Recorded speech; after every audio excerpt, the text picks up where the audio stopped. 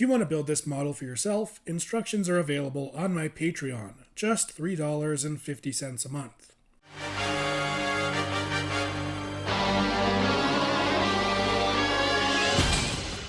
Here we have the second member of the Skyterra trio, Fairgame. Now, on the original Skyterra King model, Fairgame was eventually replaced with Plumedge. But to be frank, I have nostalgia for the original look, and have always much preferred Fairgame. I guess you could call me a Skyterra King G1er. So, of course, for my version, I've decided to ignore the peacock and stick with the good old pheasant. So here we have Fairgame, and I think of the 3 Skyterra bots, he has the trickiest time adjusting to this larger scale. The original Fairgame build really used the abstract nature of its scale to its advantage, so I don't think it scales up quite as nicely as Kaizor did, for example. Ultimately, I didn't end up adding that much more detail to my version, meaning he does look maybe a little bit simple for his size. For the wings, I've brought in a little bit more shaping using a couple different slope pieces. At this scale, I don't think I could have gotten away with the blockier look of the original wings. Unfortunately, just like on the original model, you can't actually open his wings, meaning that Fairgame is more or less stuck in this pose. For the head, I tried to add a little bit more shaping. However, I could only add so much detail before running into problems. You see, Fairgame's bird head is the same as the tip of his tail. That's how it was on the original model, and while I suppose I could have cheated it and had some subtle differences between the two, I wanted to stay true to the design. This meant that I couldn't really make the head too distinctly head-shaped, and had to leave out details like the eyes, as they would have stuck out like a sore thumb on the bird's tail. It's something that definitely worked better at the more abstract, smaller scale of the original. Bringing in Quetzalcoatl for comparison, unlike the previous pairing of Kaizor and Pachydoom, this time scale is obviously completely out the window. The Quetzalcoatlus was a massive animal, and pheasants are just normal-sized birds. So, in no world would they have ever scaled this way. That's kinda just a quirk of Fairgame, unfortunately. The original Skyterra King trio wasn't planned out from the start, so Fairgame ended up as this oddly small and mundane animal, teamed up with a giant whale and a T-Rex. And while I suppose I could have tried to reinvent Fairgame into being a more appropriately sized animal for my version, I was more interested in capturing the charm of the original. For articulation in pheasant mode, the head is able to look left and right, but the swivel is offset, so if you turn it too far, his head kind of gets disconnected from the neck. Then there is a joint at the base of the neck, which you can slightly use to bring his head forward and back, but again, if you push it too far, it starts to look rather disconnected. Then his little bird legs are able to kick forward and backwards, and the feet can swivel. That's all there is to say about Fairgame in his pheasant mode, so now it's time to transform. So we're going to start by bringing out the top of the wing of the bird, which will then allow us to swing out the entire wing, just like that. Doing the same thing on the other side. There you go. That will then give us the clearance to work on this whole section. So you want to bring the bird head down, fold up this whole hinged assembly, and then rotate it 90 degrees. Effectively so that the little hinges here are facing what will be forward.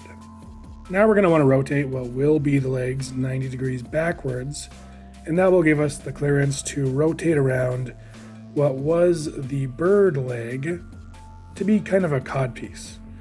And then you can shift the foot to be centered on the leg, making it look a little bit nicer. Then for this other foot, you kind of just want to rotate it backwards like that. Then we can swing the leg down, rotate the head of the bird to be the foot, and then swivel the beak to be the toe. The other side is more or less the same, but of course this was the tail of the bird. You rotate the tip of the tail, and on this side, the foot is already formed. Now we want to deal with this little assembly on the tip of what will be the arms. You just rotate this little cheese slope bracket around, and then fold it over. Once again, repeating that on the other side. Now we can deal with the actual arm itself by rotating the whole assembly 90 degrees, folding it forward, then folding it back. Then we can just take this whole assembly, which will be his lower arm, and rotate it around and bring it down, and then rotate the fist into place. And of course, the other side is the exact same. Swing it forward, swing it back, bring the forearm into position, and rotate his fist. And there you have Fairgame in his robot mode. Here we have Fairgame in his robot mode, and I definitely think this is where he shines. He's got solid proportions, and well, let's be honest, a robot is always going to be cooler than a pheasant. In general, I think I did a good job of capturing the vibe of the original Fairgame, with similar enough proportions and having all the parts come from the same places, while still overhauling the fine details of the transformation to be new and unique. One leg is formed from the head and neck of the pheasant, while the other is formed from his tail. This is why he had a copy of his bird head on the tip of his tail, as they need to form symmetrical feet in this mode.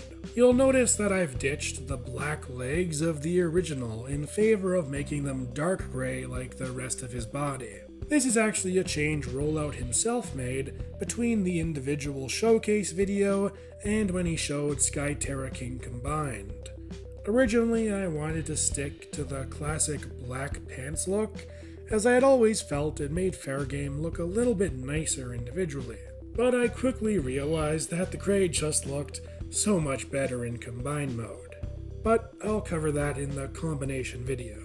His arms are formed from the wings of the pheasant. I felt it was really important to capture the large boxy shoulder pads of the original, and this time they're even bigger. Classic Fairgame always kinda gave me a boxer vibe, so I wanted my take on the character to have nice pronounced fists. And while they may be a bit abstract, I think the little bundle of clips and brackets I came up with looks pretty fist-like, at least in context. One of the pheasant's legs folds up to form a little codpiece, while the other one unfortunately just hangs off his butt. For the eyes, I opted to stick with the original medium blue coloration. I believe at some point Rollout switched over to giving Fairgame lime eyes, I assume to match his teammate better. But I've always thought the medium blue looked nicer with Fairgame's color scheme, so I stuck with it. Bringing in Quetzalchaotic again for size comparison, I think the two look nice together. I like how Quetzalchaotic is kinda flipped compared to Fairgame, with her wings forming the legs, while the neck and head forms her arms. I also used the same curved slope piece on the top of their heads to try and bring in some similarity between the two. For articulation, Fairgame's head is able to look left and right, as well as up a little bit. It's on this robot arm joint, which is set a little bit far back, but I think it gets the job done. Then at the arms, they can rotate around, go in and out. He has a bend at the elbow, which gets about 90 degrees, and a swivel. Then, of course, for transformation, he also has a swivel at the wrist. He kind of has a waist rotation and a ab crunch, but it is limited by this bit of yellow armor here. His hips are universal T-joints, allowing them to kick forward and backwards as well as in and out. He has a hinge plate at the knees, which gives basically a 180-degree bend, a swivel at the ankle, and a forward and backward pivot. I think Fairgame is a pretty successful and faithful adaptation of the original design, which does mean he is kinda cursed with having a slightly out there and boring beast mode. Yeah, a pheasant is just never gonna be as cool as a T-Rex or a whale, but in a way I also think it's bizarrely charming. And at least personally, I'm just not that interested in trying to recreate him to be more in line with the trio. If you want to build the model for yourself, instructions are available on my Patreon, just $3.50 a month. But that's all I have for now, so I'll see you next time.